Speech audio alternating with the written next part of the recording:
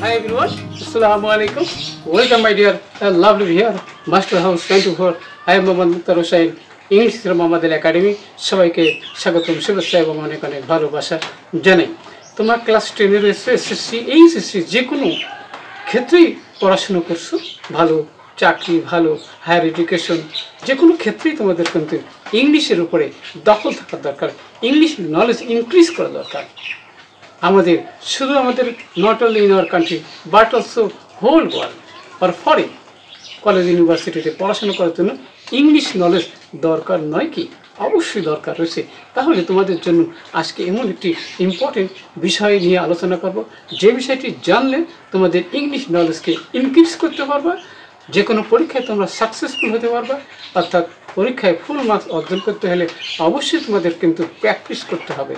Practice makes a man perfect, অর্থাৎ practice ছাড়া কিন্তু কেউ সাফল্য লাভ করতে পারে না। তাহলে তোমাদের জন্য এমন একটি ইম্পর্টেন্ট টপিক রয়েছে, সেই বিষয়টি কি? সেটি হচ্ছে বন্ধুরা গ্যাপ ফিলিং। যেখানে কোনো শব্দ দেওয়া থাকে না, তাহলে ইংলিশ নলেজ সেখানে অ্যাপ্লাই করতে হবে। সেখানে প্রিপোজিশন, ভার্ব, এখানে অ্যাডভার্ব কীভাবে সেখানে ইউজ করার মাধ্যমে সেটাকে ফুলফিল করতে পারবে, অর্থাৎ ডিফারেন্ট কাইন্ডস অফ পার্সোনালিটি কীভাবে গ্যাপে ইউজ করতে হবে সে বিষয়টি আজকে চমৎকারভাবে তোমরা জানতে পারবে।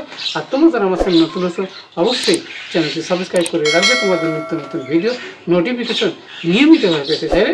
আর যারা সাবস্ক্রাইব করছে thank you so much. So no more না গো টু আর whiteboard, try to understand today's listen gap filling without clues, how to solve, how to use in English grammar.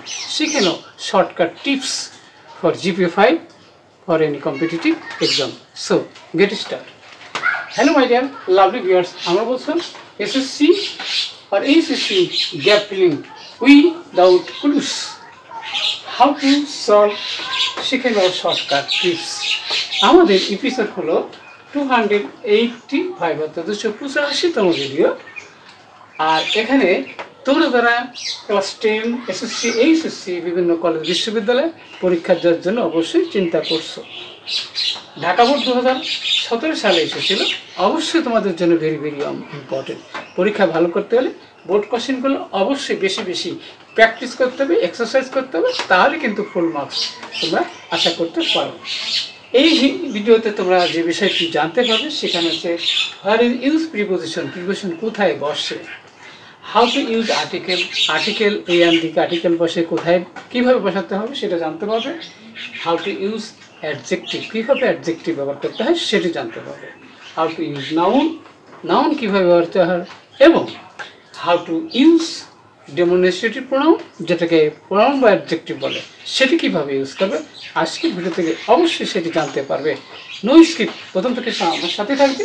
তাহলে প্রথমে দেখতে পারো বন্ধুরা, সেখানে যদি 2 নম্বর কোশ্চেন হিসাবে তোমরা এসএসসিতে যারা পরীক্ষা দেওয়া ক্লাস 10 রয়েছে 2 নম্বর কোশ্চেনে থাকবে যে কোনো শব্দ দেওয়া যায়, কোনো কি শব্দ নাই, কিন্তু সেটা অবশ্যই পার্সেন্ট স্পিচ আইডিয়ার ভিত্তিতে কিন্তু সেটা তোমরা ফুলফিল করতে হবে।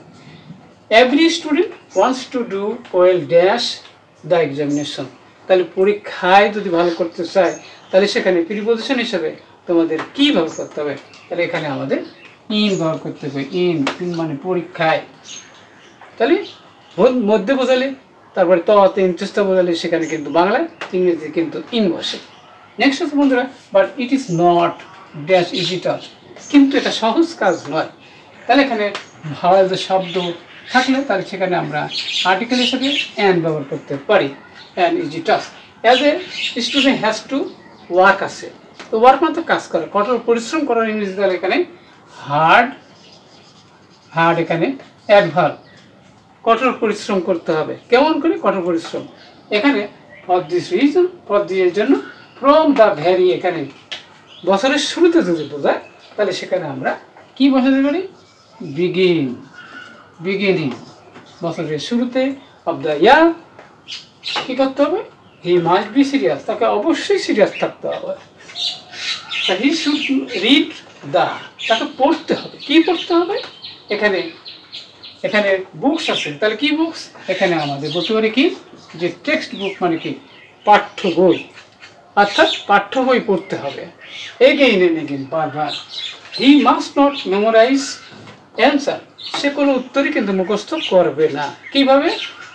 তাহলে এখানে উইদাউট আন্ডারস্ট্যান্ডিং, না বুঝি, তাহলে উইদাউট মানে তো ছাড়া, তাহলে উইদাউট আন্ডারস্ট্যান্ডিং, না বুঝে কোনো প্রশ্নই মুখস্থ অবশ্যই করবে না। হি must not make note, say note তৈরি করবে না অবশ্যই। তাহলে কি এখানে বন্ধুরা হতে, তাহলে এখানে ফ্রম মানে কি, হতে ফ্রম এ কমন সোর্স, সচরাচর পাওয়া যায় এমন জায়গা থেকে তুমি নোট তৈরি করবে না।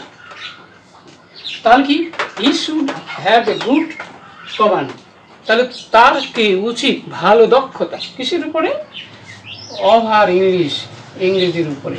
তাহলে এখানে বন্ধুরা এই গুড কমান্ড, এটা কিন্তু appropriate preposition, good command over. By doing all, এই কাজগুলো, তাহলে এখানে দিস থিং, এই কাজগুলো করার মাধ্যমে এই স্টুডেন্ট, একজন ছাত্র ক্যান হওয়া আশা করতে পারে টু মেক এক্সেলেন্ট রেজাল্ট, একটি ভালো ফলাফল। তাহলে এখানে কিন্তু এই ভাওয়াল থাকার কারণে এখানে কিন্তু অ্যান হবে, অ্যান এক্সেলেন্ট রেজাল্ট। অবশ্যই আজকের ভিডিও থেকে তোমরা জানতে পারলে কীভাবে এই গ্যাপের মধ্যে different kinds of perceive speech use করার মাধ্যমে ফুল মার্কস অর্জন করা সম্ভব। যদি বেশি বেশি প্র্যাকটিস করো, এক্সারসাইজ করো, অবশ্যই তোমরা ভালো রেজাল্ট করবে। সে দোয়া এবং আশীর্বাদ রেখে এখানে শেষ করছি। আর যাওয়ার পূর্বে কী বিষয়ে ভিডিও দেখতে চাও, ভিডিওটি কেমন লাগলো অবশ্যই কমেন্টস করে জানিয়ে দেবা। সবাই সুন্দর এবং সাকসেসফুল জীবন কামনা করে এখানে বিদায় নিচ্ছি। আল্লাহ হাফেজ।